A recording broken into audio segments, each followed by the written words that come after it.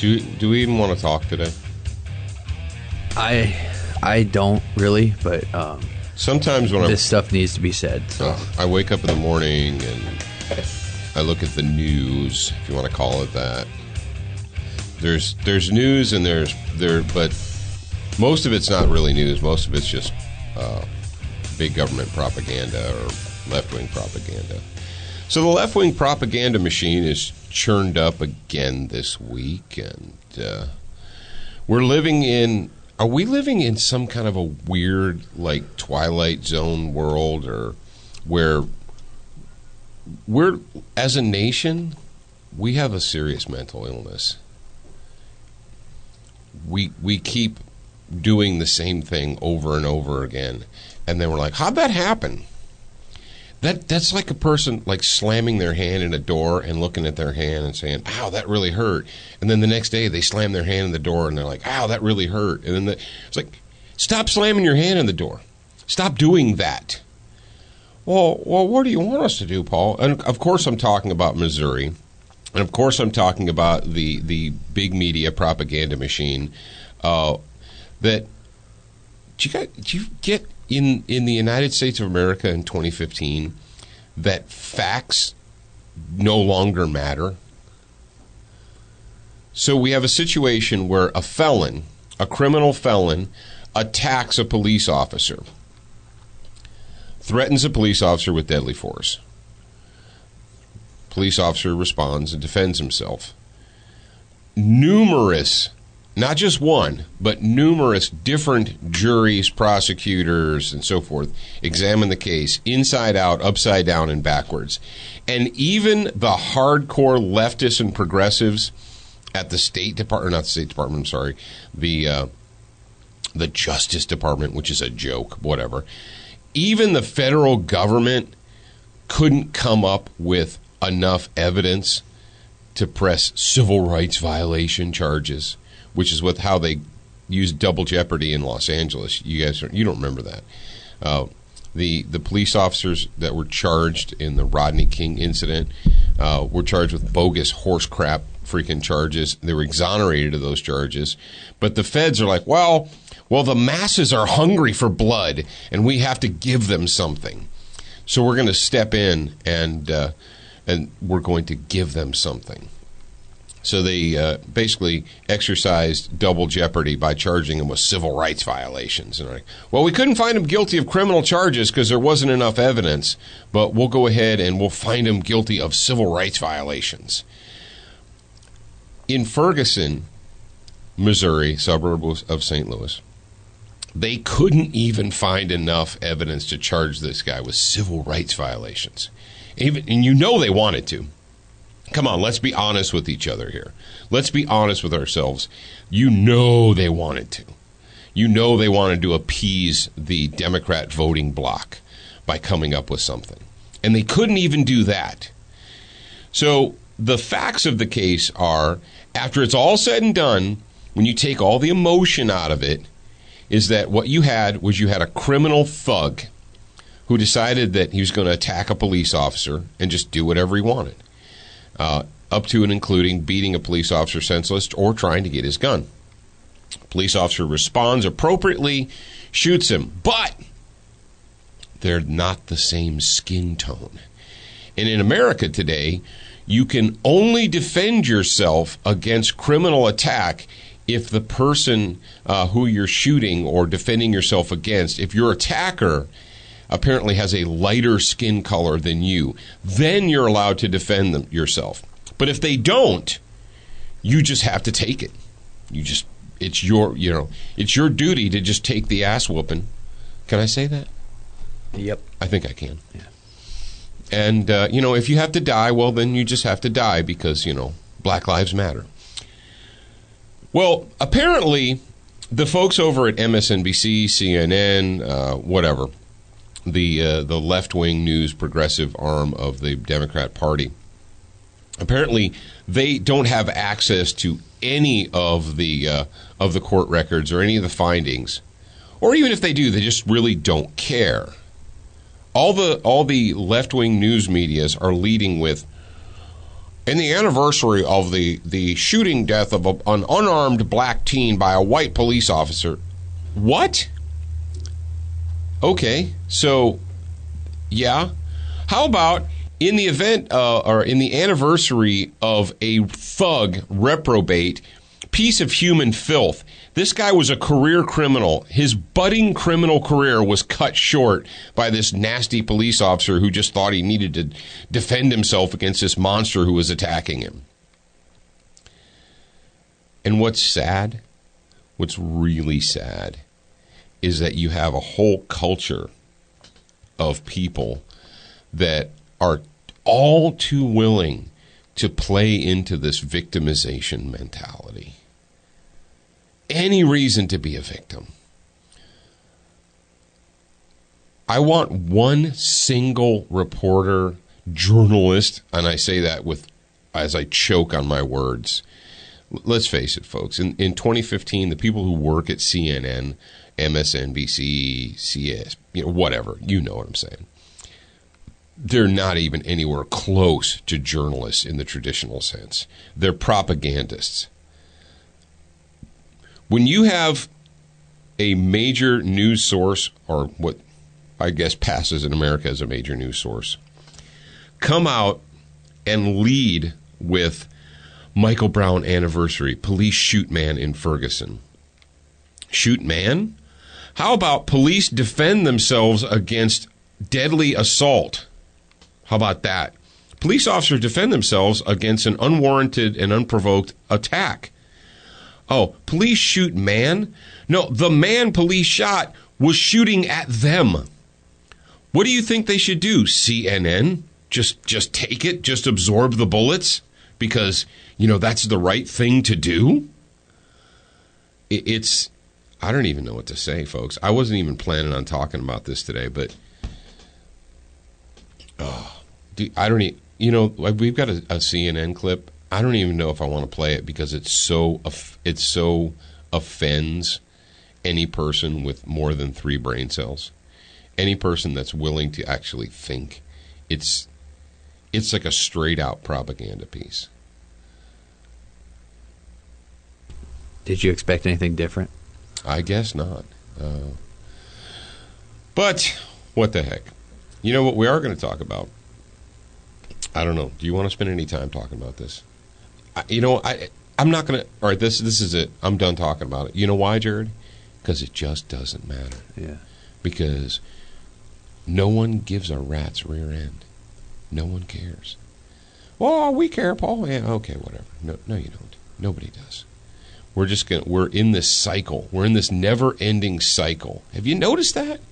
It's like you're sitting here and you say, no, I see that, and I see that that's wrong. But it keeps happening over and over and over again. I don't know what to do. And what I was thinking this weekend, Jared, this previous weekend? I was thinking that the modern American culture, and I'm not talking about, the tax slaves and the welfare leeches and so forth. I'm just talking about the average people in America, the ones who actually still get up and go to work every day, people who still try and raise their families, those people. It seems to me that their solution to the problem today in 2015 is to just complain. The solution is to complain. I want to complain, and then that is the solution. No, complaining points out the problem. And I understand that, like, oh, are you complaining? Like, I get that. When you complain, what you're doing, in essence, is you're pointing out, you're highlighting a problem. You say, this is the problem. Here's what we see. You say, okay, great. We've all identified the problem. We saw it on Facebook, Twitter, whatever. So there's the problem. Now what? And the vast majority of people in the United States don't ever get to the now what. They're like, what do you mean now what? I complained on Facebook, so I'm all done addressing the problem. So yeah, but complaining on Facebook doesn't fix the problem. It doesn't do anything positive. And so you have us and others like us that offer solutions to the problem. Say, well, okay, we understand that there is an issue, that these issues are abound. They're there. So rather than just pointing out the problems, we offer solutions. These are positive steps that you can take. You can take this step, you can take this step, you can take this little tiny baby step right here, you can take a bigger step, and so forth. It's available to you, but you have to actually desire to. It's like the alcoholic that says, "Oh man, I got a problem. I know I'm a problem. I'm an alcoholic." And you say, "Okay, well, if you want to stop being an alcoholic, these are the things that you need to do." Well, no, I don't really want to do that. And that's where we're at as a country, I believe. This nation, it's like a national alcoholic. We recognize that there's an issue, but we're not to that point yet where we're willing to do anything about it. Call that in addiction treatment, they call it hitting rock bottom, where you can't go down any farther. And every person has a different rock bottom. If you've ever known anybody who's struggled with alcoholism or addiction or whatever, different. Like some people, they'll say, "Oh man, I realized I opened my wallet and it was empty because I spent my last $5 on booze and I was broke. And I decided, that's it. I'm not going to do this anymore. This is ridiculous. I'm going to fix myself."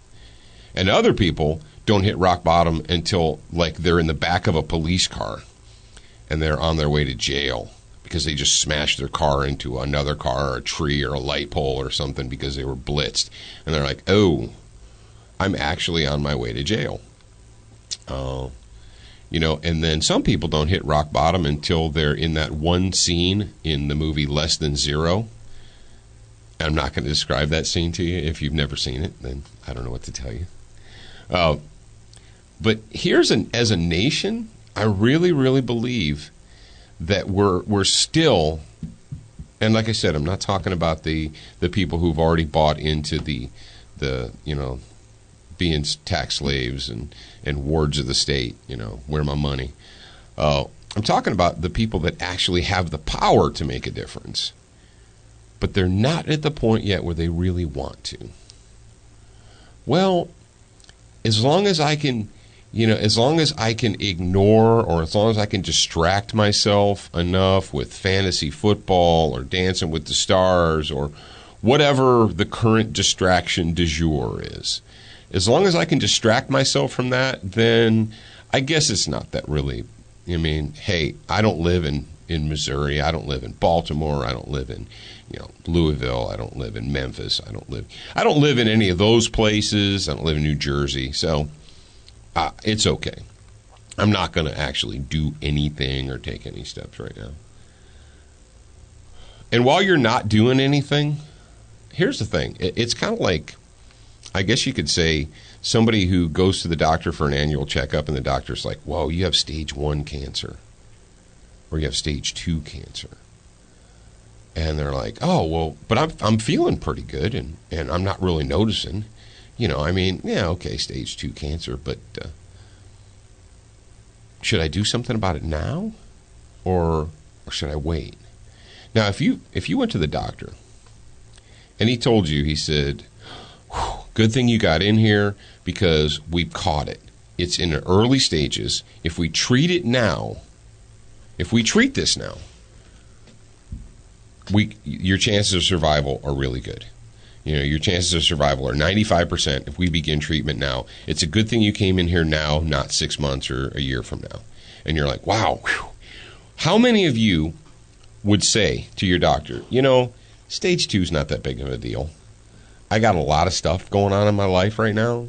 The kids, my job, I got a report due at work. I got a lot of stuff.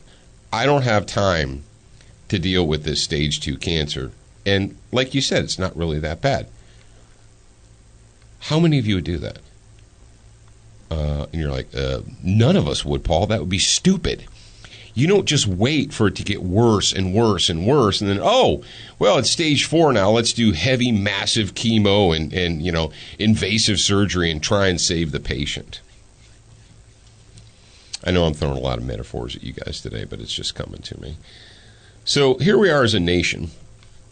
We did when I did the weakness article, we pointed out how many or the things that are more important than open carry. We've got the borders are bleeding, hemorrhaging. We have no border security in the United States, and based upon that, forget the borders. Even if the borders were secure, Jared, what do we have? The UN. We have the UN, and we have your federal government in consort with the UN, just importing enemies into the United States. They're setting up FOBs all over America. And if you don't know what a FOB is, ask a military friend. They'll tell you. Oh, we've got basically an infrastructure that's falling apart in all of our major metropolitan areas. All of our major metropolitan areas are crumbling, and they're being run by socialist Democrats, but you don't care. Chicago, Detroit, you name it, whatever. You don't care. You say, well, I saw the jobs report last month, and it wasn't that bad. Yeah, we added 200,000 jobs. And what they don't ever report is the fact that there are millions upon millions of people that they don't count anymore in the quote-unquote jobless figures or odd unemployment figures. You know why they don't count them? Because they stopped even looking. We have, I think the latest report was there are 11 states in the United States of America and counting. Jared, did you see this recent story? There's 11 states in the United States where there are more people collecting a government check than there are working. Wow. Where the scale has tipped over from 50%, so that the those that are getting a government check outnumber those that are actually working. California is one of them. Mississippi is one of them. You're like, what? Mississippi? You know where it is? Jackson. Up north, yeah. The Delta, Jackson area. It's not on the Gulf Coast. People on the Gulf Coast are working. They just are. But, yeah. How can this country has a cancer? It's sick. And it's not going to get better because we're not even trying. Oh, what are you talking about? I vote once every 2 years. I vote once every 4 years. I vote when it's important, like the presidential elections. So at what point do we try to save the patient? I don't know. You tell me. All right, let's get into the main story. This is a story that has to be told. Oh, you know what? I'll go ahead and knock off the cop stalking one real quick. Last week we shared a video with you guys, and the vast majority of you seemed to completely and totally miss the point. And the point of the video was not about whether or not the police officer was right or wrong to be patrolling in the neighborhood. It wasn't whether he was right or wrong to get out and talk to the guy. And it's not really whether or not the homeowner standing in his driveway recording the police officer on his phone was right or wrong. That wasn't the point of the whole thing. The point of the entire thing, and the reason that we shared it, was the mindset of the state employee, the government employee, when he's speaking to the homeowner. You got that queued up? Yes. All right, Jared, go ahead, and I want you guys to listen to exactly what this police officer says. Okay. Are you some kind of a constitutionalist? No, sir. Crazy guy or something like that? Is that what you're going after? Is that where you're going? Are you throwing claims around? Okay. I'm asking you. Are you throwing these around? So Are you throwing labels around? we have a confrontation between a homeowner and a police officer, which is not exactly new. It happens all the time. But the learning point, the takeaway from that video, what I wanted you to get is we have an officer of the state who, I think, this is California, so they may no longer take an oath of office. Jared, do you think maybe they just skip that part? Probably. They're like, I swear to to do everything Jerry Brown and the liberal progressive left tells me to do or whatever. Back in the old days when I became a police officer and when I became a Marine and so forth, you had to swear in, and you raised your right hand and you swore to uphold and defend the Constitution of the United States of America and whatever state you happen to be in, Ohio, California, what have you.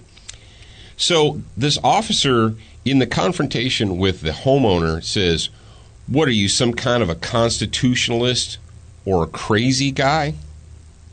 When in the United States of America, when did it become a pejorative to support the Constitution? I'm a constitutionalist. I 100% am. People are like, are you a Republican? Are you a Democrat? Are you a No, I think we should just go ahead and follow the original document. I would refer to myself as a constitutionalist. How many of you out there in the audience would embrace that title as well? And we have an officer of the state who's using it as a pejorative. He used it in the same sentence with crazy guy. That is the takeaway. Not whether or not this guy was running his plate, whether the homeowner was a jerk what a jerk, that guy was wrong, this officer was just trying to do his job, blah, blah, blah, blah, blah. Stop. Don't tell me this guy's just trying to do his job when he says something like, "What are you, some kind of constitutionalist?" Oh, yeah, I know. I'm one of those crazy people that thinks here in the United States we should follow the law, the supreme law of the land. I know, that's so crazy.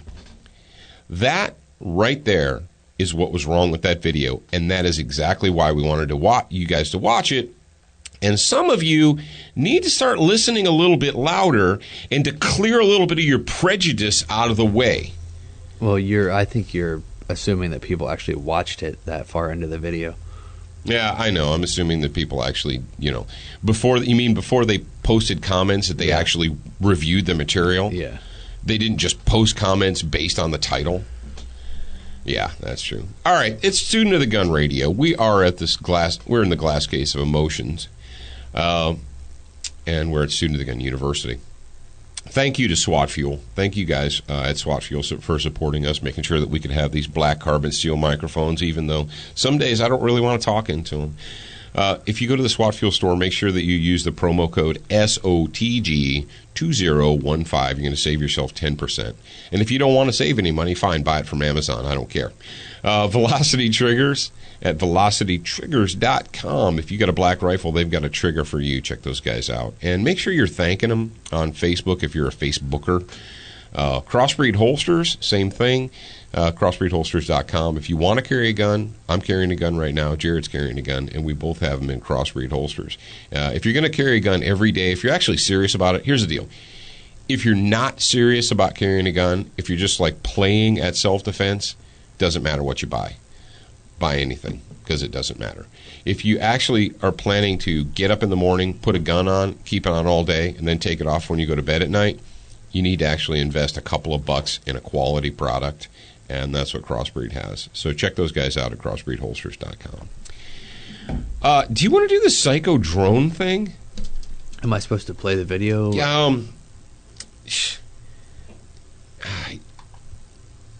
Yeah, all right. This is a crazy one, and you know what this falls into? This falls into the social bullying. But you know what I'm going to do? I'm going to make an executive decision right now. We have a crazy social bullying story here, but I'm going to pull that because we're already 24 minutes into it, and I'm going to talk about it tomorrow. Is that okay? Yeah. Can I do that? All right, I'm going to go ahead and cut that story. But we got this weird story from Connecticut, and it's important that we talk about it because it illustrates how, the left wing and the wackos in America feel emboldened to just do whatever they want just because they're outraged or they're offended or... if you're offended today in America, you can do anything you want. You can bust out car windows. You can punch people. You can do anything you want if you can claim to be offended. But the main body of this story, or today's show, I guess you could say, is that, remember we talked about the illegal invader who murdered a woman in California here just recently, and how the media is in full-on try to cover that up mode. So it's not about illegal immigration, and it's not about all these criminals flooding across the border. It's not about that at all. It's about... And then they're like, what's about gun control? See, we need... Oh. They're like, this just proves we need more gun control. The gun the guy used, he found, and it belonged to a state employee. Oh. Now what do we do? Maybe we could do the victim shouldn't have been where they were. Yeah, that's it. The victim shouldn't have been where they were. They'd still be alive today if they didn't get up that morning and choose to go there. They should have chosen not to do that. This is really sick and eerie, but this comes to us from our former home state of Ohio. And the main story source is from Breitbart.com, and the date on this is, let me see what the date is, 8/8/2015. It says, illegal alien crimes account for over 30% of murders in many states. Ooh, that is an inconvenient fact. You're not supposed to know about that. Can you go ahead, Jared, and pull the first 60 seconds out of that audio from that story? If you could do that, and then we'll talk about specifically what happened and what went down in Ohio. Went on a sickening and violent crime spree this week. Police say Juan Emmanuel Razo, here in this country illegally, assaulted a 14-year-old girl, shot a woman, then went on to murder another woman inside her own house. What's worse, just a couple of weeks before, sheriff's deputies in Lake County, Ohio say they were told by the feds to release this guy because he had no criminal history. Judge Michael Cicconetti set his bail for $10 million yesterday. He joins us live this morning from Cleveland. Good morning to you, Judge. Good morning, Steve. I know you can't talk about this particular case because these are charges in front of you. You saw this guy yesterday, but what is he accused of doing?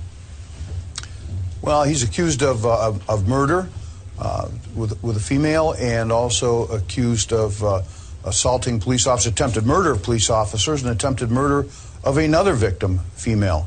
Right. And this did not have to happen this past Monday because he was stopped on July the 7th. Did you guys hear that? Okay. We have your federal government, the Immigration and Customs, ICE is under what? What's the main agency that oversees ICE? Delta Hotel Sierra? Oh, the Department of Homeland Security. How secure is the homeland today? The DHS has been in place for, 14 years now? Hey, Jared, how secure is the homeland? Less secure than it was 14 years ago? Yeah, last year even. So we've spent umpteen $1 billion on a Department of Homeland Security. We've hired all these new federal agents, all these new laws, and we are less secure today than we were 14 years ago. How can that be? How is that? We got J. Jonah Jameson, who's, we're monitoring them. I wonder if Jay was monitoring this guy.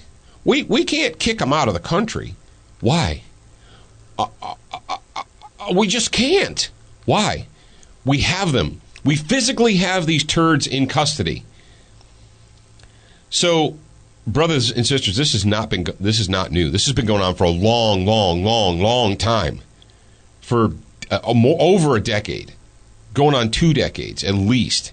Where your local law enforcement, they pick somebody up. Jared, I had that. Remember that when I was working? I got a guy, and illegal guy, and you contact DHS, and they're like, well, what are the charges? Well, we got a misdemeanor charge of blah, blah, blah. Oh, well, if it's not a felony charge, just let him go. What? Yeah, we're not coming. We're not even going to come. So we have to wait until the illegal invader murders an American citizen. Then we're going to take it seriously.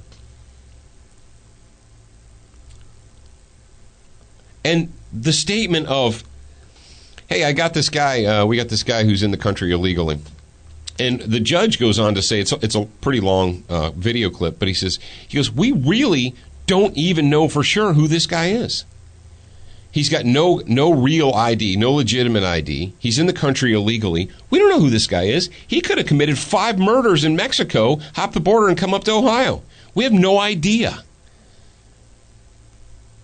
And your Department of Homeland Security's answer is, oh, well, he has no criminal history. What about illegal invader, illegal alien? What about that is not I can't wrap my mind around this. When you have people whose job it is, it's not like you're asking a clerk or an accountant or, a helicopter mechanic, what should we do about this? You're asking people whose job it is to enforce the law. There's this crazy phrase called law enforcement. You have law enforcement officers working for the federal government whose solution to the problem is, we're busy. Just let them go. So they do. What do you want the sheriff to do? So, yeah, the feds tell him, oh, just let him go. And then, a week later or so, tries to rape a 14-year-old girl, tries to murder another woman, and is finally successful in murdering another woman in her own home. I guess she shouldn't have been in her own home, huh, Jared? I guess we need more gun control. Let's call Shannon up. Hey, Shannon, illegal invader just murders a woman in Ohio. What do you think we should do about that? Oh, what? We need more. That just proves we need more gun control. And you know what's really sick, Jared? What's that, Dad? No, seriously. Did you see that the advocacy group is trying to say that this isn't an illegal alien problem. This is a mental health problem. The psychotic left is trying to excuse the murder of an American citizen by an illegal invader who should not have even been in this country. What is the mantra of the left? If we can just save one child, if we can save one life with this new law, it'll be worth it. Well, I mean, that only is good if we're taking away the rights of the citizens. When it comes to the non-citizens, the people who have no business being in this nation, attempted rape of a 14-year-old girl. How many of you have 14-year-old daughters? And your government doesn't think it's a big deal when they catch these people. No, we can't kick them out. You don't understand, Paul. It's just too hard. It's just too difficult. What? Yeah. I don't even know what to tell you. I don't know what to say. This story, this whole thing is so insulting to me. And don't forget, what was it about? How long ago was it we did the California? It's only been like 2 weeks since we did that story. And that was when the Washington Times broke the story that at least 121 murders have been, that they can tie to illegal immigrants that were caught and released. And so, you know, if they can tie 121, then there's way more than that. How many don't they know? How many are unsolved? And the Breitbart story says, like, what does it say? 30% of all murders in the United States are committed by illegal invaders. Maybe we could ask Shannon and Nanny Bloomberg if they could do something to cut the murder rate in the United States by 30%, would they be willing to do it? And they'd be like, yeah, we're banning guns. Oh, no. How about we just keep all these illegals? How about we secure the border, and anybody that we catch, we throw them back over the fence? Oh, you can't do that. They're just here for a better life for their families. Oh, okay. That's right. That's right. They're just here for a better life for their families. I forgot, because apparently I am a racist. Oh, my Lord. Jared, is there anything else you want to add to this? Because I'm going to sip my coffee right now so I can take a deep breath. No, this is just, it's ridiculous. And they're trying to say that this dude was the son of a naturalized U.S. citizen, and the claims say that they put in for this dude's green card 10 years ago, and he just never got it. Aww. So then why was he? They're like, well, yeah, he's. But listen to the judge. When you listen to the judge, you guys go ahead and go to studentofthegunradio.com for all the show notes and the details. But the judge is like, no, we don't even know for sure who this guy is. We don't have a positive ID on this individual. So we don't know what he is. We don't know where he's comes from. But, folks, ask yourself, does the Department of Homeland Security really, really have your security in mind? Is that what, I mean, do they want to keep you secure? What are they doing?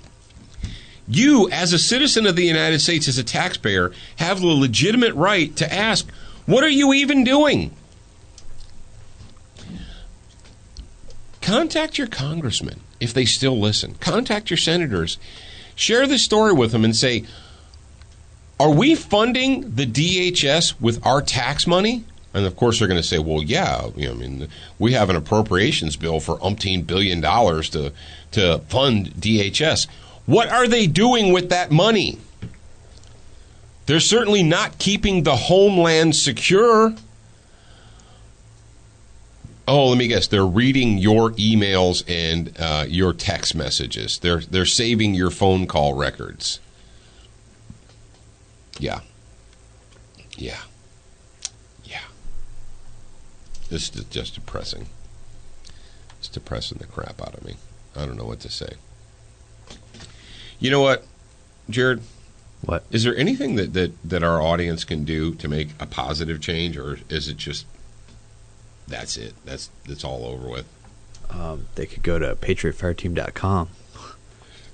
They could, but that would require effort. That would require effort, though, wouldn't it? Yeah, that would require effort. Oh, okay. Well, then that's stupid. That's not going to happen. Oh, is there anything that our people can do that will require no effort on their parts? I don't know. Is there? No, I guess not. Oh, yeah, actually, there is. There's, something that requires no effort. Go to Student of the Gun Facebook and complain. Hey, there you go. Get on your Facebook, get on your social media, and complain. And make sure that you've got your fantasy football league all in line this year. Make sure you got that all lined up. And if you're a chick, write me and tell me how the Kardashians are doing. Or whatever. I don't know. Some days I come in here and I think, why do we even turn the microphones on? I don't know. Oh, we've got a dedicated group of people that listen, so that's why we turn them on. Is it? Is that why? Okay. I guess. I don't know. I don't know what to tell you. Oh, actually, you know what's funny? I was listening to who was it? It was who's Rush Limbaugh's favorite attorney? Mark Levin. Mark Levin has a radio show, and Mark Levin was talking about his new book. And it's almost like he was channeling us or we were channeling him accidentally or whatever. But I was listening, and he said that stop looking to Washington to fix the country. It's not going to happen. It has to happen from the ground up. It has to happen from your community. And it was kind of like he was using his own words, but he was saying exactly what we say on this show, is stop looking to Washington or your state capital to fix the country. Like, if we complain enough to Washington, they'll fix the country. No, they won't. They have no desire to. That's a sick thing, though, Jared, is if we're 100% honest with ourselves, there is no desire on the part of those that are in the party, in the ruling class, to change anything. Because their lives are good. They've got money. Mm-hmm. They've got security. They have everything they need. It comes from you. It comes from me. It comes from us. So they don't really see a problem. There's not an issue. And they've already figured out how to rig the system. You get as many people addicted to government money as possible, and then they become tax slaves, and you can't. They can't vote against you. You're like, oh, you want to get frisky? You want to vote against us? Well, then you won't get all that government money. I don't know what we're going to do when the government money runs out. But, it already did. Yeah, well, we're just printing more. We're writing checks on an empty account. I guess you can just keep writing checks on an empty account until forever. I guess so. I don't know. How many people? I'm going to ask you a question because you're the behind the scenes guy. How many people have taken advantage of the freebie that you put up on? I don't know. I have to look. Is anybody? I don't know. I would have to look. Okay. Jared took some time and effort, and he went and created, essentially, he created a special tab on the Patriot Fire Team page that says, it's titled Freebie, and you click on it. Well, they just have to put in their name and email address, right? It's like a standard deal. Yeah. And they get Chapter 9 from the Patriot Fire Team book for free. Is that correct? Yep. So they get a whole chapter of the book for free on digital download, and it's called Defeating Terrorism in the 21st Century. And every time one of these incidents occurred, and here we've got domestic terrorism, we got the Ferguson thing, we've got the illegal invaders, and so I don't know, in the next few days we're going to have another goat rapist, Muslim missionary go out and kill somebody, and we're going to act surprised. And we're going to wonder how it happened. And J. Jonah Johnson's going to get on TV, and he's going to talk about conversing with Muslim leaders and how we need to have a dialogue with those that want to destroy us. Because that's the only way to keep us safe, is to dialogue with your enemy. How do we get to that point as a nation where we think dialoguing with the enemy is the way to keep us safe? I don't understand. But it's there. Jared has worked tirelessly behind the scenes, putting together information, making stuff available to you, and all you have to do is go and access it.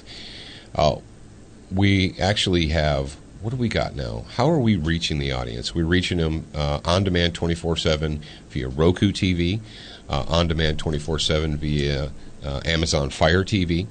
If you just have a laptop or a mobile device or whatever, now you can watch Fire TV on your mobile device. You can watch Roku on your mobile device, can't you? I have no idea. Oh, I've never used either. I think you can use Fire TV on your tablet or your laptop. I'm sure you can, because I watched Mark's.